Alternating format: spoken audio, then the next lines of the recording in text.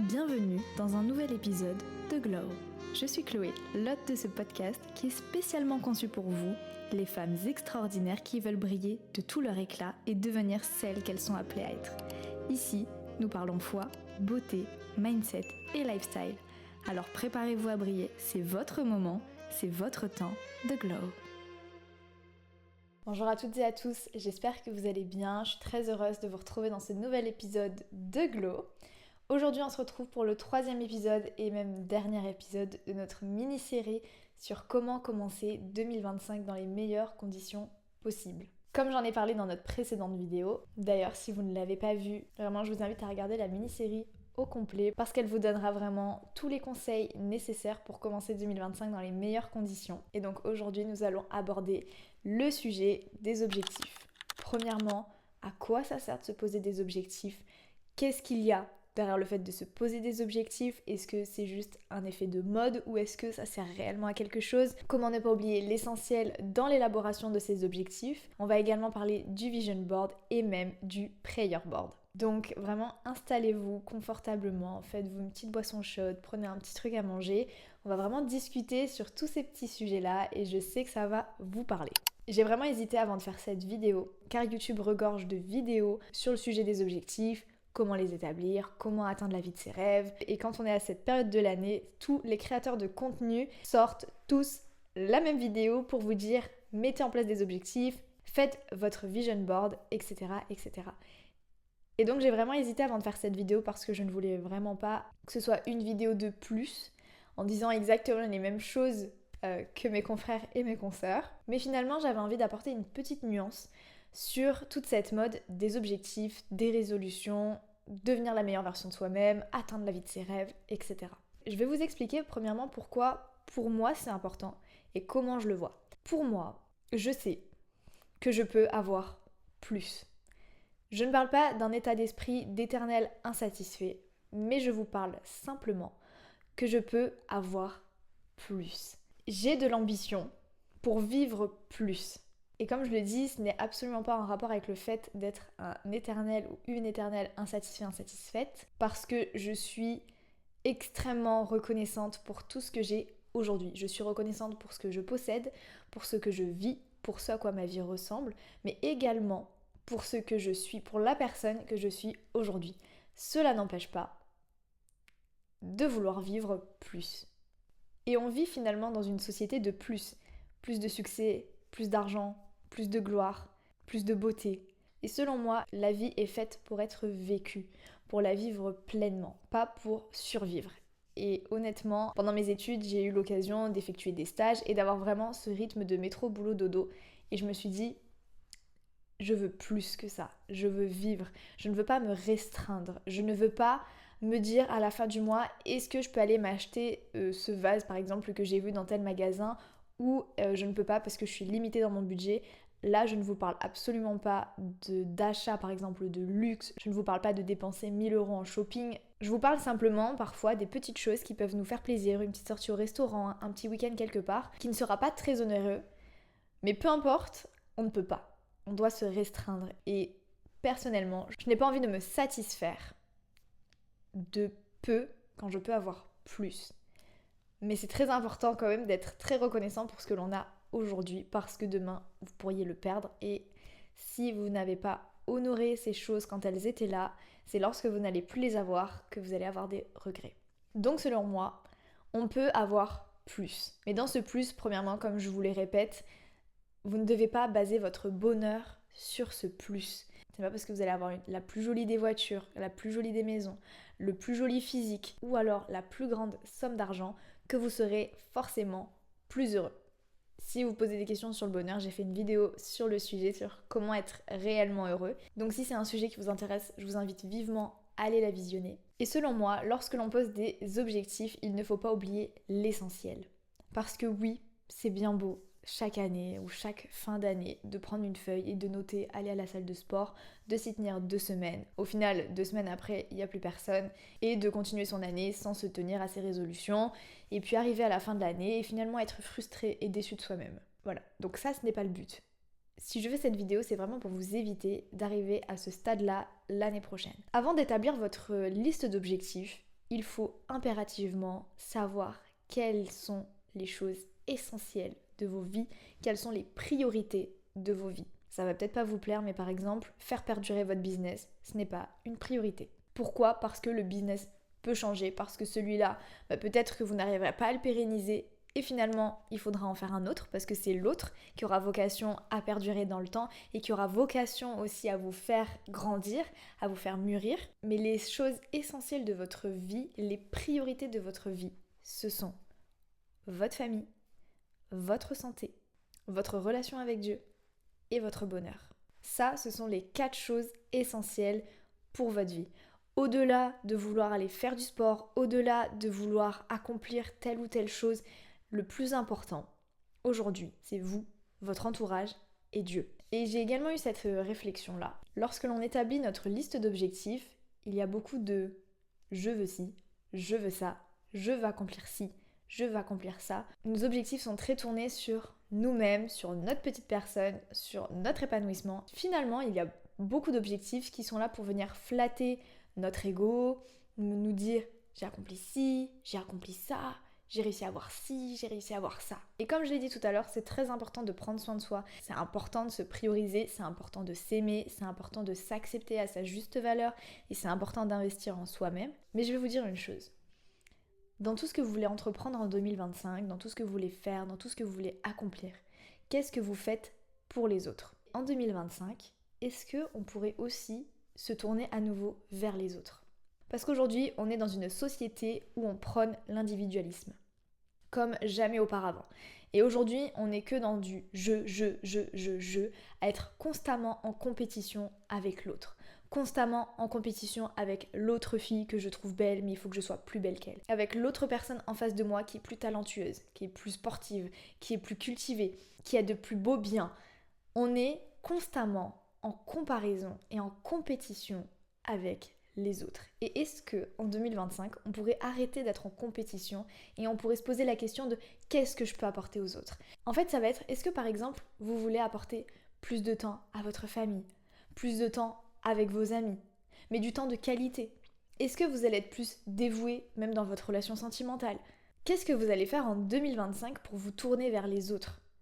Qu'est-ce que vous allez faire pour justement aller à l'encontre de ce que cette société d'individualisme essaye de nous inculquer, que c'est chacun pour soi et qu'il faut écraser l'autre pour mieux briller.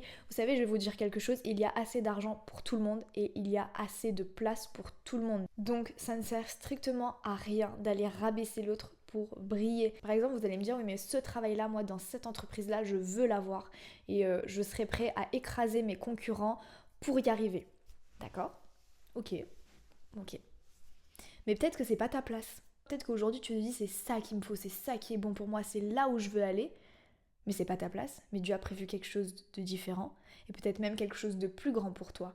Et lorsque tu entres dans le plan parfait de Dieu, lorsque tu entres dans la volonté parfaite de Dieu, alors oui, parfois des portes se ferment et tu ne comprends pas, mais parfois il y en a d'autres qui s'ouvrent et tu n'auras jamais besoin d'écraser les autres pour entrer dans ta destinée. Tu n'auras jamais besoin d'écraser qui que ce soit, d'être en compétition avec qui que ce soit, parce que les portes que Dieu ouvre, personne ne peut les fermer. Donc si tu places toute ton espérance en Dieu, si tu places toute ta foi en lui, tu sais qu'il ouvrira les bonnes portes au temps opportun. Donc il n'y a pas besoin d'aller venir écraser l'autre, rabaisser l'autre, venir être hypocrite avec cette personne, venir la descendre dans son dos. Ça ne sert à rien de se battre pour quelque chose qui vous est destiné. Parce que si vous espérez en Dieu, si vous croyez en lui, si vous faites confiance à son plan, les choses arriveront à vous simplement. Et proclamez-le. Parce qu'aujourd'hui, on est dans une société également qui va prôner la manifestation, la loi de l'attraction, la positivité attire la positivité, mais vous savez, tous ces principes-là sont des principes bibliques. Ce sont des principes bibliques. Et je vais vous dire quelque chose, si vous voulez pratiquer la loi de l'attraction, la manifestation, etc. en étant chrétien, mais je vais vous dire, ce n'est pas ça qu'il faut pratiquer. Ce qu'il faut pratiquer, c'est votre foi, c'est votre vie de prière et votre croyance en Dieu. Parce que finalement, la foi, c'est la ferme assurance des choses que l'on ne voit pas. On appelle à l'existence des choses qui ne sont pas. Et ça s'appelle la manifestation. Sauf que dans la manifestation et la loi de l'attraction, on espère en l'univers. Moi, je vous dis, j'espère en Dieu. Je place mes projets entre les mains de Dieu. Et c'est pour ça que c'est vrai, je vous parlais de vision board, mais que je voulais apporter cette nuance de prayer board. On abordera le sujet tout à l'heure.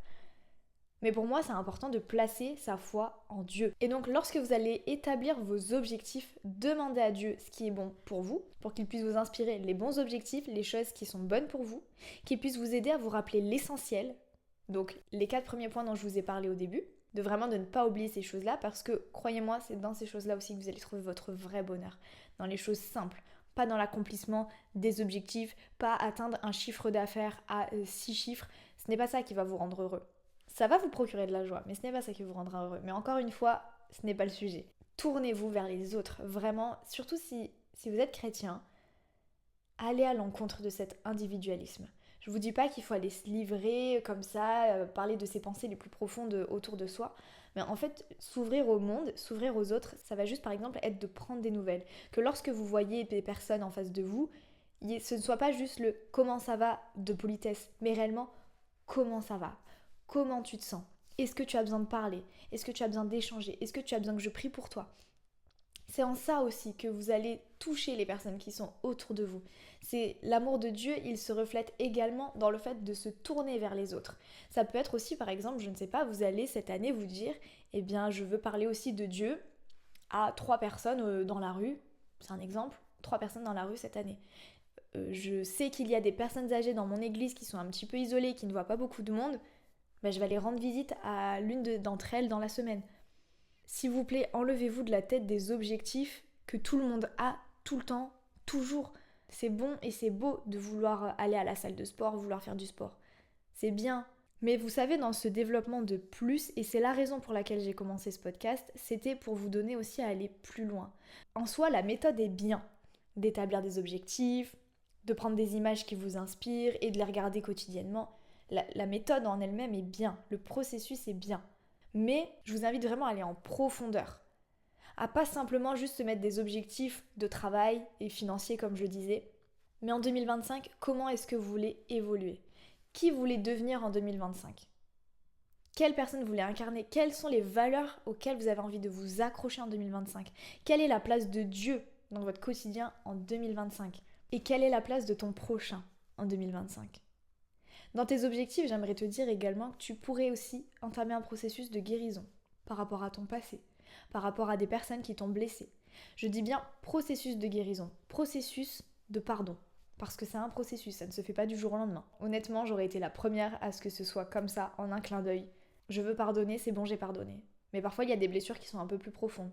Et c'est un processus de pardon. Et est-ce qu'en 2025, au lieu d'aller mettre des objectifs superficiels, on pourrait pas aussi se mettre des objectifs personnels, guérir de mes blessures, réussir à pardonner telle personne, renouer le contact avec telle personne? Est-ce qu'en 2025, on pourrait pas vraiment aller à nouveau dans les choses plus profondes? C'est bien d'avoir une wishlist, c'est bien d'avoir une liste de choses que tu aimerais t'acheter, de choses que tu aimerais posséder, mais quel est l'état de ton cœur? Quel est l'état de tes pensées? Quel est l'état de ton âme? C'est une vraie question, tu vois.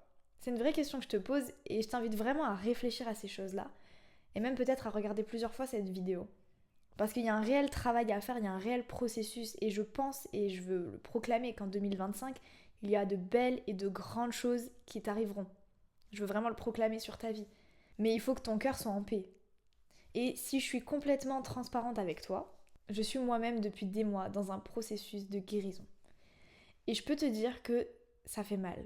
De se remettre en face du problème, d'accepter le problème, de le regarder en face et de se rendre compte qu'il y a des situations qui sont parfois pas simples. Mais tu ne peux pas accomplir de grandes choses et tu ne peux pas devenir la personne que tu es appelée à être et rentrer pleinement dans ta destinée si tu as encore des blessures. Et ça, c'est une phrase que ma maman m'avait dit. Je vous ai dit, je pourrais vous parler de ma maman dans chaque épisode, tellement elle a toujours les bons mots dans chaque situation. Et c'est même elle qui m'avait dit ça, qui m'avait dit « Chloé, il y a des blessures qui sont encore présentes. » Donc j'ai commencé à travailler sur ces choses-là et je suis en processus. Je prie pour ça. J'essaye lorsque j'ai des mauvaises pensées qui arrivent, de calmer mes pensées. Donc est-ce qu'en 2025, on pourrait aussi s'occuper un petit peu de notre cœur, de nos blessures, d'essayer d'avoir un cœur pur, d'essayer au maximum de ressembler à Christ. d'essayer d'avoir son amour, d'avoir sa compassion, d'avoir sa paix, sa sérénité. Il y a tellement de choses que l'on a à apprendre cette année. Donc selon moi, il est important et même nécessaire de se poser des objectifs, en tout point. Et je ne diabolise absolument pas le fait de se poser des objectifs financiers, professionnels, ou même j'ai envie de posséder tel ou tel bien. Pour moi, ça peut être une motivation, je le fais moi-même. C'est juste que je voulais vraiment reposer les bases afin qu'on n'oublie pas l'essentiel. Donc maintenant, comment on va établir nos objectifs? Alors c'est très simple. Tes objectifs finalement, ils doivent être clairs, précis. Alors il me semble que c'est la méthode SMART. Ils doivent être spécifiques, atteignables, mesurables, réalistes et temporels. Donc c'est-à-dire que si je te donne l'exemple bateau avec le sport, si dans tes objectifs tu mets faire du sport, ça fonctionne pas. Si tu dis j'ai envie de perdre 3 kilos avant le 12 juin 2025, là c'est quand même beaucoup mieux. Bon, 3 kilos en plus, je pense que c'est réalisable. Donc c'est important de poser vos objectifs de cette manière-là. Ce que je peux vous conseiller, c'est de répartir vos objectifs dans différentes catégories. Donc le physique, le professionnel, le spirituel, l'entourage, donc les relations, etc. Vos voyages que vous avez envie de faire cette année, des objectifs même physiques, par exemple si vous avez un projet cheveux longs, ou justement une perte de poids, une prise de poids, peu importe. Donc c'est important de répartir vos objectifs pour vous y retrouver. À partir de ces objectifs-là, ce qui est important, ce serait d'établir un plan d'action. Parce que si vous allez juste vous mettre, je veux perdre 3 kilos avant le 12 juin 2025, d'accord, mais comment ? Donc, dans vos étapes à faire, ça veut dire que par exemple, avant fin février, il faut que j'ai perdu 1 kilo. Comment ? En allant par exemple à la salle de sport ou du moins en faisant des séances de sport 3 fois par semaine. Avant fin avril, il faut que j'ai atteint moins 2 kilos. Comment ? Peut-être en essayant d'augmenter mes séances de sport, réguler également mon alimentation, etc. Pour que le 12 juin 2025, j'ai perdu mes 3 kilos. Donc c'est comme ça que vous allez établir un plan d'action. C'est de diviser votre gros objectif en sous-étapes avec des actions concrètes. Et c'est comme ça que vous allez atteindre vos objectifs. Et à partir donc de tes objectifs, de ce que tu vas mettre en place, tu vas pouvoir créer ton vision board ou du moins ton prayer board. Pour moi, le prayer board a une puissance plus forte parce que tu mets forcément ton espérance en Dieu et en fait tu pries pour ces choses-là.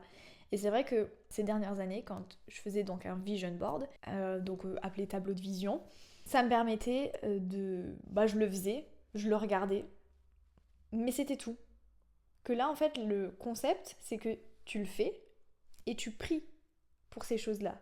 Tu demandes à Dieu sa faveur sur tes projets. Donc ça veut dire que ça t'oblige, même si tu le faisais peut-être sans faire ton prayer board, mais ça t'oblige à remettre chaque chose, chaque projet entre les mains de Dieu. Et ça aussi, ça va vraiment te permettre d'enraciner ta foi, d'enraciner ta vie spirituelle parce que tu vas montrer à Dieu tous les aspects de ta vie et d'autant plus des choses qui te tiennent à cœur, des choses que tu aimerais réaliser. Donc comment faire un prayer board ? Vous pouvez le faire soit de manière numérique, soit de manière en papier. Vous allez sur Pinterest dans les deux cas. Vous allez sur Pinterest, vous mettez des images ultra précises de ce que vous voulez accomplir.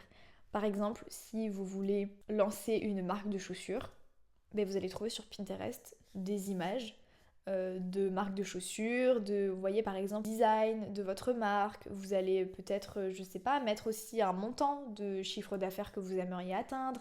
Comme je l'ai dit, je le diabolise pas.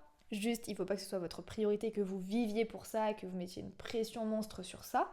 Donc vous allez mettre le chiffre que vous voulez atteindre. Par exemple, si vous voulez changer de voiture, vous allez vous mettre la voiture. Si vous voulez un nouveau téléphone, vous mettez le téléphone que vous voulez. L'ordinateur, pareil.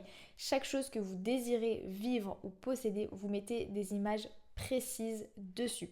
Suite à ça, vous allez sur Canva, vous importez tous vos fichiers ou alors vous imprimez toutes vos photos et vous achetez un grand tableau à peinture où vous allez venir coller toutes vos photos. Et sur Canva, c'est exactement pareil. Vous importez toutes vos épingles, parce que sur Pinterest, on appelle ça des épingles. Vous importez toutes vos épingles et vous allez venir les placer donc sur votre feuille blanche. Le but, c'est de le voir régulièrement quand même, pour ne pas oublier. Selon moi, plus tu vas voir ce que tu veux vivre, plus ça va te donner envie de le vivre, donc plus tu vas faire les efforts nécessaires pour le vivre. Tu vas bannir la procrastination, ça c'est pas facile. Tu vas bannir les croyances limitantes parce que tu vas dire mais c'est ce que je veux. Et plus tu vas t'attacher à Dieu, plus tu vas prier pour tes objectifs, bien qu'ils soient grands. Et j'espère pour vous que vous êtes ambitieux et ambitieuses, et j'espère que vous rêvez grand. Mais lorsque vous allez prier et intercéder, vous allez vous mettre finalement sous la protection de Dieu pour la réalisation de vos grands objectifs, moins vous allez limiter Dieu. Parce que vous allez vous dire, mais c'est Dieu, c'est celui qui a créé le ciel et la terre. Juste ça. Relisez les premiers versets de Genèse, si vous doutez de la puissance de Dieu. Relisez les miracles qui ont été faits. En fait, au final, je me dis, mais moi, je me limite. Je me limite en me disant, mais je pourrais jamais atteindre cet objectif, c'est trop grand. Je pourrais jamais devenir cette personne, c'est trop grand. Mais rien n'est impossible devant Dieu. Rien n'est impossible à Dieu. Il peut tout accomplir. Et en Dieu, je peux tout accomplir. C'est pour ça aussi que je trouve que le prayer board, c'est quelque chose de puissant. Et je vous le dis, pour moi, il n'y a rien de plus puissant qu'un enfant de Dieu, qu'un homme, qu'une femme, qui vient puiser ses ressources, qui vient puiser ses forces et qui vient remettre chaque projet entre les mains de Dieu. Je vous dirais également, pour cette année 2025, d'avoir une vision. Je pense que c'est ce qui engloberait du coup le mieux tout ce que je viens de vous partager. Mais vraiment d'avoir une vision globale, d'avoir en fait un nouveau mode de vie. On n'est pas obligé de changer de travail, ni de déménager pour avoir un nouveau mode de vie. Mais réellement, quel est le mode de vie que tu veux avoir en 2025 ? Parce que je suis convaincue que beaucoup d'entre vous, dans les choses que vous voulez accomplir, il y a également un mode de vie, un niveau de vie qui s'y greffe. Donc je vous dirais en 2025 de ne pas aller simplement faire des résolutions, vous mettre des objectifs, mais de vous poser la question de qui vous voulez être réellement. Quel est le mode de vie que vous voulez avoir ? Et comme je le disais tout à l'heure, les valeurs également qui sont impliquées dans ce mode de vie-là. C'est vraiment important finalement de pouvoir tout réunir et pour que tout soit aussi logique, homogène et que ça forme comme une espèce de bulle à 360 degrés. En fait, qui vous voulez être ? Qui vous voulez incarner en 2025 ? Gardez en tête que tout est possible. Gardez en tête que vous pouvez être qui vous voulez. Je reçois énormément de questions sur par exemple comment je sais que ça c'est la volonté de Dieu ? Comment je sais que ça Dieu veut ou ne veut pas ? Comment est-ce que je sais que je peux faire ceci ou que je peux faire cela ? La clé, c'est pas moi qui l'ai. Ce n'est pas moi je ne suis personne pour vous dire tu peux faire ci, tu peux faire ça, tu ne peux pas faire ci, tu ne peux pas faire ça. Je ne suis que moi et tout ce que je suis, tout ce que j'ai, toute ma manière de penser me vient de Dieu. Donc si vous vous posez des questions, de vous dire ah ouais j'ai envie d'accomplir telle chose mais je sais pas si Dieu est d'accord avec ça, demande-lui. Et pour beaucoup de choses, juste demandez à Dieu. Vraiment, juste posez-lui la question. Seigneur, est-ce que ça c'est bon pour moi ? Est-ce que ça, tu penses que ça va m'édifier, ça va m'apporter quelque chose ? Si vous êtes sincère dans vos cœurs, Dieu vous donnera clairement la réponse. Et finalement, je pense que c'est aussi à nous de réussir à nous discipliner et à faire taire un petit peu tous les bruits qu'il y a autour de nous, toutes les choses superflues qui sont autour de nous pour réussir à nous concentrer sur la voix de Dieu, sur ce qu'il a envie de nous transmettre pour nos vies. Si jamais vous avez des questions sur tout ce que j'ai abordé dans cet épisode, je vous invite vraiment à m'envoyer un message, que ce soit alors soit en commentaire, soit sur Instagram. J'essaye de répondre à tout le monde et ça me fait vraiment plaisir de pouvoir échanger avec vous. Vos messages sont tellement gentils, tellement remplis d'amour et de bienveillance, donc vraiment merci pour ça. Ça me fait vraiment très plaisir de pouvoir vous parler, de pouvoir voir un petit peu vos défis, vos problématiques. Donc vraiment n'hésitez pas. Donc j'espère vraiment que cette mini-série a pu vous plaire, a pu vous parler, a pu vous bénir. Je vous souhaite une bonne semaine. Que Dieu vous bénisse.